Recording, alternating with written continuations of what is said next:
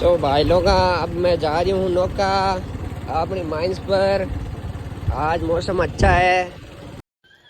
आप आएगा माइंस पर आए पहाड़ियों भट्टो। आज जैसे भी चल रही आप पानी महीने क्यों कल बरसात तेज ही जन पानी हुगो भेड़ो। आप जा रही हैं अबे भाटा टोली खाली करने और आमरोस चलावे ट्रैक्टर। ओई भरेर ओई टेट चलावे। ओ भाणिया चला रही हो प्लेटिना रपटा रही है। और आज लेट हैगा थोड़ा माइंस में काम हो थोड़ो भी कारण लेट हल हैगा। कल बरसात ज़्यादा है उन्हों थोड़ा रास्ता ठीक करिया। वो बाइक री कराई सर्विस मार डिलेक्स री। और अब आज रो ब्लॉग ये तो ही है। लाइक और फॉलो कर दियो थोड़ा दोस्ता।